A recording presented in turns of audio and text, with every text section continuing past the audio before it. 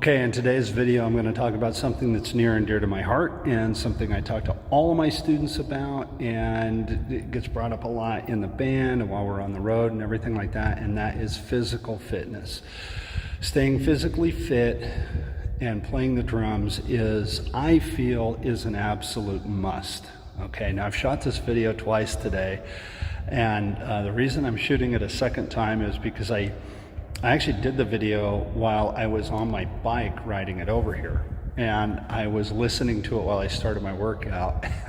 All you could hear me and everything, but you could also hear the rattling of the bike, and it was just annoying. So I'm shooting the video from the gym a second time. I think it's really important, excuse me, as drummers to keep ourselves physically in good shape, right? I really do. It's a physical instrument. There's a lot of motion. There is a lot of movement. And the thing I concern myself with more than anything with being in physical shape is I don't want injuries, right? I have so many friends of mine who have had carpal tunnel syndrome, who have had tendonitis, who have tennis elbow.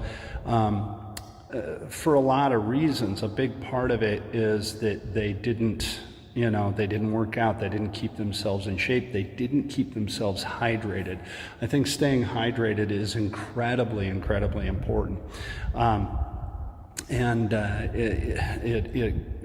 It's something that we have to do, right? It's physical fitness, hydration, and mental fitness. And I say mental fitness not just as in mental health, but mental fitness, because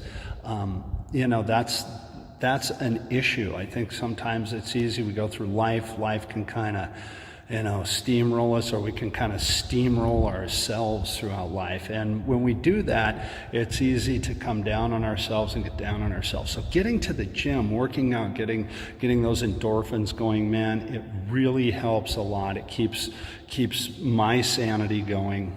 It keeps, if I start the day with a good workout, and I know that it's going to be a good day. Now, don't get me wrong. I'm not, I think Bobby Rock is such a inspirational guy. He's a phenomenal drummer. He's in incredible shape. He's an author, as am I. He's just an incredible dude. I'm not Bobby Rock. I come, I work out, I spend 20, 30 minutes at the gym. I ride my bike here, I ride my bike home, or I walk here, I walk home. It's not far from my house. Of course, if the weather is bad, then I don't do that. I'll drive my car, but I digress. I try to work out on the way to the gym and on the way home. It's all encompassing. So I think it's really important to keep yourself in good physical shape. The other thing that I think is important, I'm gonna try to do this, kind of an impromptu, as I go thing here. Use this. Come over here. Okay, so one of the things that I do, I have a few of my friends who have had carpal tunnel syndrome, and one of the things that happens when you have carpal tunnel syndrome, before they do the surgery for it, which I'm not a doctor and I'm not giving medical advice. Okay, let me start with that. Sorry for the lighting, but the surgery can be very invasive. It can hurt your hands. And every one of my friends who has had carpal tunnel syndrome, the doctors, before they do the surgery, they show them these stretches. And I've been doing these stretches for years. One of the best drum lessons I ever got, I was about 12 years old, 13 years old. And I used to work at this place in Colorado called the Country Palace, and I was a busboy. It was a big, huge concert hall. On one side, it was like a dinner theater. So on one side, it was a restaurant, and the other side, it was a concert venue. And being a drummer, the bands would be coming through town. I would bus tables during dinner, and then during the show, I'd go over and just kind of hang out and watch the show. My mom worked there as well. And a lot of times, I would end up running the spotlight for the bands. Anyway, when a band would go on break, I'd go bug the drummer. So this one drummer, I kept asking him for a drum lesson, and I had to pay him for it, right? And I had to pay for this lesson. And we didn't play a note. He showed me these stretches, And this was a stretch that I've been doing my whole career. And at first I started doing it out of spite because I was like, I didn't learn anything. I did these stupid stretches and I paid for it. So I'm gonna do these things, you know.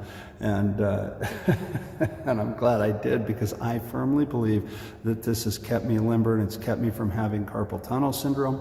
And it's also one of the stretches that when you do get carpal tunnel syndrome, a good doctor usually shows these to the patients before they do the surgery as kind of like a thing like, okay, we may not need to do the surgery. Again, not medical advice. Oh, I'm wearing my buddy Rick Stojak. I'm wearing his shirt today. He'll appreciate that. So the stretches are here. This is a workout bar. It goes on a machine. I do it with a pair of drumsticks. Okay. I hold the sticks and I kind of put my hands as close together as I can. Pull my elbows apart, drop my arms through, and stretch. Right? Stretch my hands straight, hands above the head. It's an incredible stretch. And then to get out of it, let go with one hand.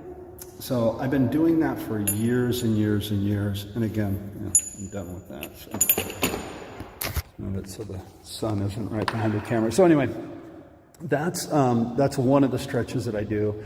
And that's usually the first one that I show people. It really seems to help. And it loosens up your forearms, it loosens up your wrists, and keeps your hands limber. And again, a minute ago I said hydration. Hydration is important, right? Hydration gets into the muscle tissue.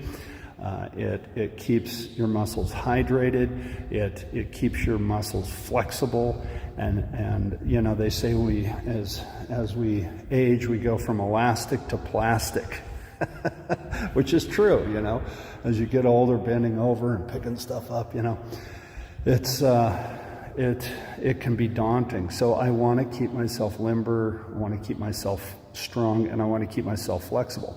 The other thing a lot of times we forget about is that all the gear that it takes, right? To be a drummer, I play a 4-piece kit, but man, the gear, there's a lot of it. Now most of us have, you know, if you've been playing for a while, you got a dolly, you bring stuff in, or you got cases on wheels, or a rock and roller case. Those things are awesome. In my case, because we tour a lot, all of my drums are in big, heavy-duty flight cases, anvil flight cases. So the cases themselves are heavy. You may not always have an easy stage loading. You may have to take a ramp. Our keyboard player, Walt, has this collapsible fold-up ramp, and we use the thing all the time, right? Thank God for it, because without it, we'd be dead. I have a little short one that I use to put my cases in my truck when we do local gigs, and sometimes I'll use that on a little shorter stage, you know. But either way, you got to push this stuff up on there. So there's a lot of work that goes into it physically to make a show happen. That's all the behind-the-scenes stuff. So that's kind of my take on that. And again, mentally, I think it's important to keep yourself mentally well. You know, I went through a period in my life where I went through a depression, and man, I would not, you know, I've always been kind of a pick myself up by the bootstraps kind of guy. Until you go through a depression, you don't know what it is, and I tell you, I wouldn't wish that on my worst enemy. It is horrible. So keeping yourself mentally together. So every day, like I give myself 5 minutes a day, maybe 10 minutes, depending on how busy I am. I turn everything off. I put a timer on and I just close my eyes and sit and call it meditation, whatever. I just need that 5 to 10 minutes just to shut down my brain. I think that's important. I think it's important to listen to and to read and to watch positive affirmation stuff. And, you know, read the Bible. If you're a Christian, read scripture. Read something that is positive. Read positive poetry, positive quotes. You know, I think all that stuff, all it does is nurture your soul. Hey, a minute ago I said I got my buddy Rick Stojak shirt on. This is one of my favorite workout shirts. So Rick, when you see this, you can pay me for my endorsement later. Anyway, my buddy Rick is a drum teacher down in San Diego, and he's part of my group of guys that I do my podcast with. And I call Rick the positive energy hand grenade. And he really is. Rick is a great guy and just full of positive energy. And it feeds him, it feeds his business, it feeds our podcast. So positive energy is a good thing. And it's something that we all need. And it's something, he has helped me with that. He has really helped me with that. So have those types of people in your life. So there you go. Here's my take on physical and mental fitness. This is my second go around on this video. The first one was cool. I liked it, but it was a little too rattly and noisy from the road. So hopefully this one isn't too echoey from the gym. I'm gonna go start lifting some of these things and quit standing over here yakking. And you guys have a great day. If you like my channel and this stuff helps you, please like and subscribe.